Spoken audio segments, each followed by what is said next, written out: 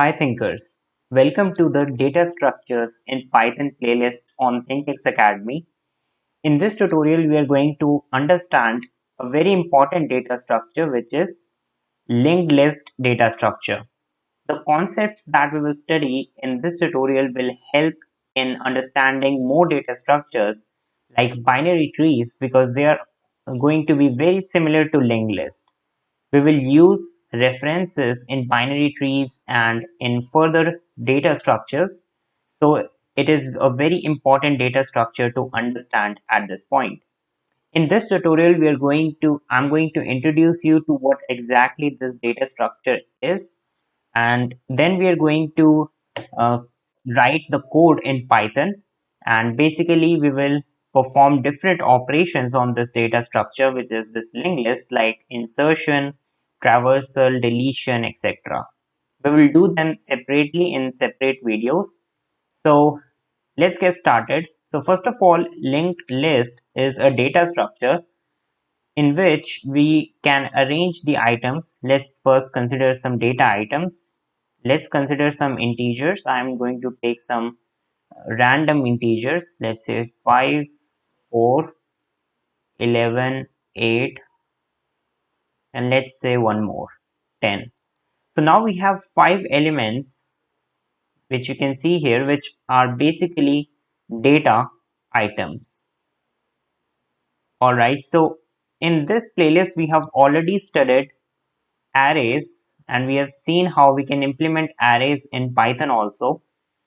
So what is the difference between storing these 5 data items in an array and in a linked list? We will also see that.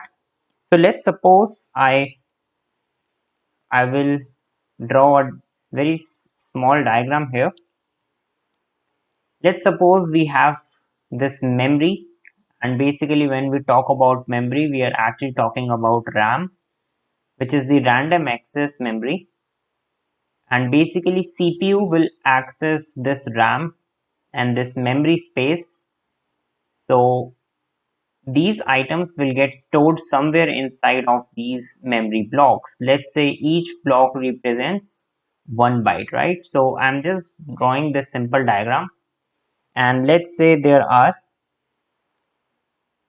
so many blocks in here like this, right? So let's say this is a memory, and we want to store these elements inside of array. So when we use arrays, what happens behind the scene is these elements will get stored in this memory in a continuous manner. So arrays will store these elements in a continuous manner, right? So to store these elements, we will have to create an array of 5 elements, right? So when we will assign it, 5, 4, 11, 8, 10 will get filled inside continuous 5 blocks like this: 5, 4, 11, 8, 10, and 5, like this. One major drawback of this type of data structure is that we will have to make sure that the memory contains continuous 5 blocks for the data items. It may happen that in the main memory we do not have these 5 elements. So these 5 elements, 5, 4, 11, 8, 10, it may happen that inside of the main memory we do not have continuous 5 blocks, right? So let's say there are some data in this block which some other program is occupying, and let's say we do not have continuous 5 blocks, but we have in total of 5 blocks for which we can store these elements, right? So arrays will fail in that condition because they actually assign all of these in the single block. Now let's see what is a linked list data structure and how it will just improve this or optimize this memory optimization. So let's say we have these same elements. Now in a linked list data structure, what we do is we pick up the first element, which is 5, and this element is an individual element, and the next element, which is 4, is another element, and we call each of these elements as nodes. So if we want to say that the next element which comes after 5 is 4, we use a reference, which is basically a pointer, you can say, or it is basically a reference which will say that, okay, at this memory address, this node 4 is lying, right? So this is basically a reference. Now consider the next element, which is 11. We will say that 11 is a node, and we will say that there is a pointer which is going from 4 and it is pointing to this 11, right? So it is just like, let's say I want to store. Now let me remove these elements. Let's say these are not here. Now in a data structure like linked list, I can store 5 on this memory location. This whole memory space has some address assigned by the CPU, which are basically logical addresses. So each of these blocks have some address, right? So let's say the next element 4 is here. So what I will do is I will assign a reference which will say that from this memory location, you will have to go to this memory location and you will find the next element inside of our data. Now you can see we have 11 as the next element, and let's say 11 is stored here. So now we will need another reference to point to this data node. That's why we call them as nodes, right? Because they are individual, or we can say independent data. And you can see the major advantage is that these are not stored continuously as it was in the case of arrays, and it will help us in actually saving a lot of space, because if we will assign these items in a continuous manner, it will occupy a continuous segment, and this will be a very big problem. Let's say we want to store 5 million data items inside of some memory, and in that case we will need a 5 million data block which are actually in a continuous manner. In that case, a linked list data structure will be very helpful. Now the next element is 8. So we will assign a reference to this 8 node, and then similarly to the last node, which is 10.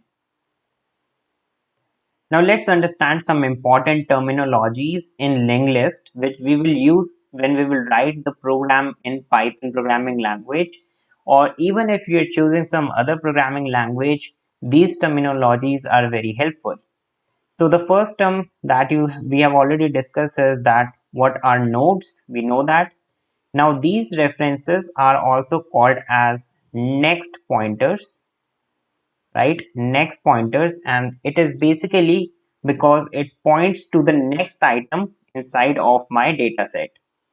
Now in a linked list can be of different types. It can be a singly linked list, it can be a singly linked list, and it can be a doubly linked list,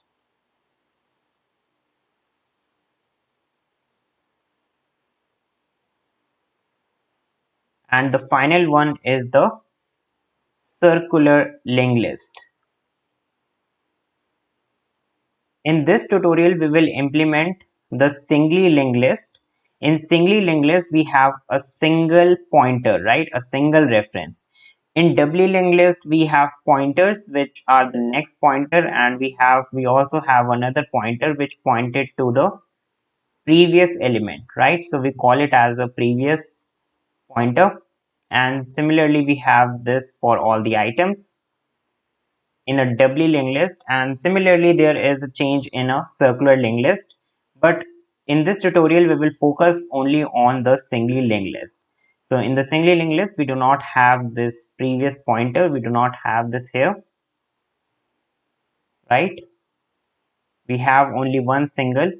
So let me draw this diagram here again. 5 is here, then 4, 11, 8 and 10. So the first term is the nodes, the second term is this next pointer.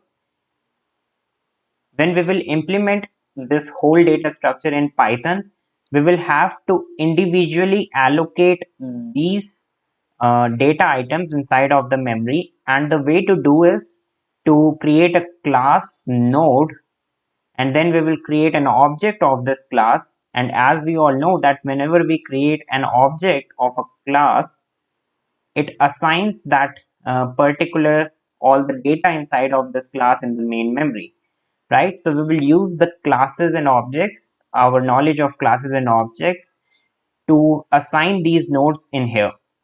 Then we will use some references inside of this class node, and which will basically point to these next elements, which we will discuss in the further coming tutorials when we will study how to insert elements inside of the linked list. So the basic structure of a linked list contains a node, which is the data item. Let's say it's the data, and the second one is the reference, right? So let us write it as ref.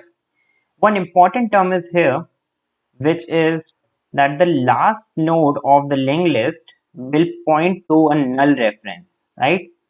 To a null reference, so that we will be able to understand that this is the end of the data set, and now we will have to stop traversing inside of this data set. So this is the null pointer, and we know that we can use none keyword inside Python to actually reference to a null pointer, right? One last important term is the head pointer. This head pointer is basically used to point to the first element of the linked list, so that we will know that from this node onwards we are starting the linked list. So it is a very important term, and we are going to implement this in Python.